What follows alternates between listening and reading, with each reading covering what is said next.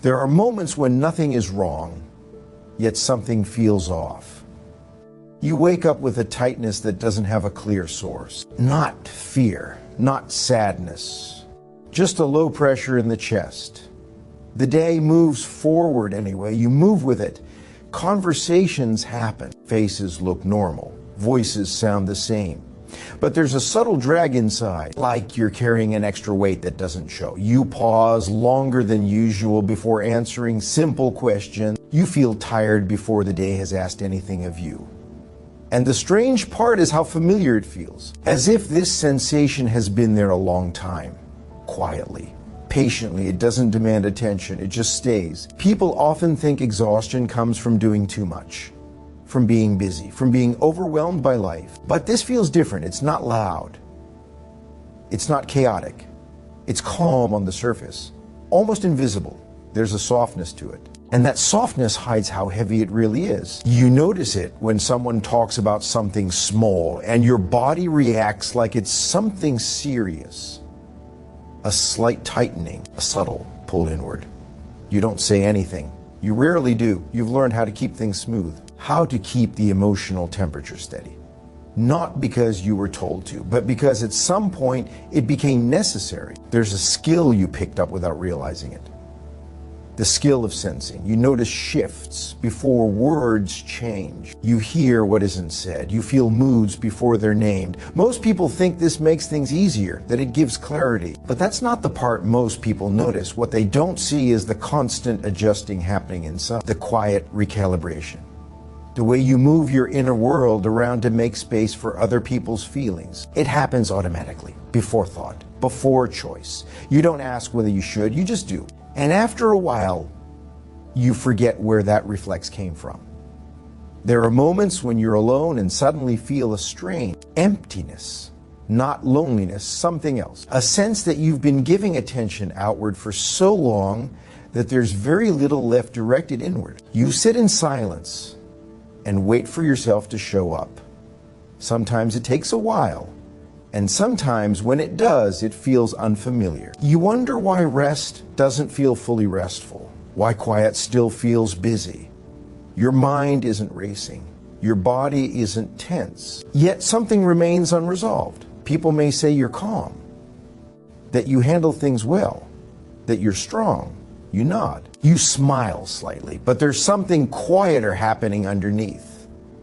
A slow accumulation, not of events, but of unspoken reactions. Each time you sense discomfort and smooth it over, each time you absorb a tone shift and adjust yourself. Each time you stay present for someone while stepping away from your own internal signals, none of these moments feel dramatic. That's why they're easy to miss. But they add up. You start to feel older than your age in certain ways. Not physically, emotionally. There's a wariness that comes from always being aware. You notice how often you scan a room before relaxing, how you check faces before speaking freely, how you instinctively measure your words to avoid emotional friction. It's subtle. It feels responsible. It even feels kind, but it costs something. And the cost isn't immediate. It shows up later. It shows up as a vague heaviness, as a loss of enthusiasm you can't explain, as a distance from joy that used to feel closer. You might blame circumstances, timing, fatigue, but the feeling persists even when things are stable. That's where it becomes confusing. You start to wonder if something is wrong with you, why you feel so deeply yet struggle to feel settled. You don't talk about this part, not because you're hiding, but because there aren't words that feel accurate enough, and because explaining it feels like it would require exposing something fragile. So you stay quiet. You listen more than you speak. You understand more than you reveal. People feel comfortable around you. They open up. You don't push them to. It just happens. And while they're talking, you're not only hearing their words, you're holding their emotional weight. You don't consciously decide to. Your system does it for you. But that's not the part most people notice. What they don't see is what happens afterward.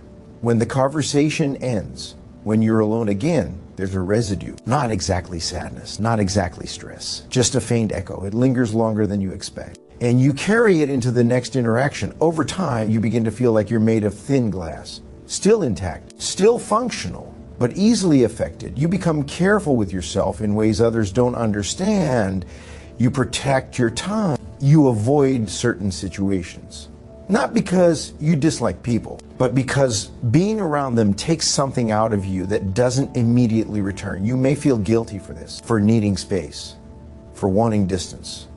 You tell yourself you should be able to handle it, but there's a quiet tension between what you give and what you can restore.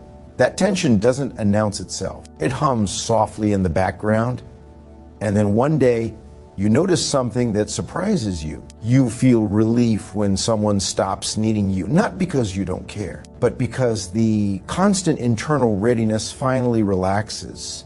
The monitoring stops, the adjusting pauses, and for a moment you can just exist. That moment feels both freeing and unsettling. Freeing because the weight lifts, unsettling because it reveals how heavy things were. That's where it starts to change, not suddenly, not dramatically, but with a quiet realization that forms slowly, like something coming into focus. You begin to notice that the strain isn't coming from feeling deeply. It's coming from what happens to those feelings once they're felt, from where they go, from how they're managed. You start to see a pattern. You don't just notice emotions. You take responsibility for them, not out loud, not consciously, but internally. You feel an unspoken obligation to keep things balanced, to absorb discomfort so others don't have to. This isn't something you chose. It developed early. At some point, being aware became a way to stay safe, to stay connected. Reading emotional shifts helped you anticipate needs, avoid conflict, maintain closeness, and it worked. But over time, the role never turned off. You carried it into adulthood without questioning it. So the conflict isn't between caring and not caring. It's between presence and self-erasure, between staying open and slowly disappearing inside that openness. You begin to sense that the exhaustion isn't because you feel too much. It's because you don't always let those feelings belong where they originate. They pass through you instead. You hold them longer than necessary.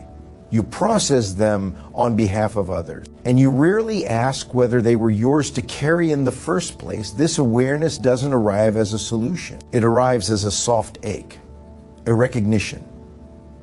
You realize how often you've mistaken responsibility for connection, how often you've equated harmony with safety, and how deeply that equation has shaped your inner world. There's a sadness in seeing this, not regret, not anger, just grief for the parts of yourself that stayed quiet so others could feel heard. You don't suddenly stop caring. That was never the issue. You simply notice the cost more clearly now.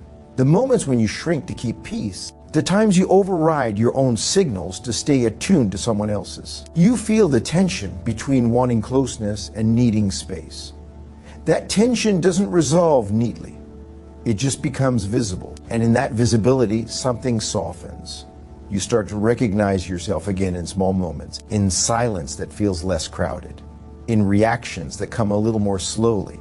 You don't rush to interpret every emotional shift anymore, not because you're detached, but because you're tired of disappearing. There's no declaration, no boundary drawn in bold lines. Just a gradual return to your own internal gravity. You still feel deeply, you still notice, but you're beginning to understand that awareness doesn't have to mean absorption. That understanding sits quietly inside you. It doesn't change how others see you, but it changes how you hold yourself. And that changes the weight, not all at once, not completely, but enough to breathe a little more freely, enough to feel less divided inside. The conflict doesn't vanish. It never fully does, but it stops being nameless. And sometimes that's enough to make the load feel lighter.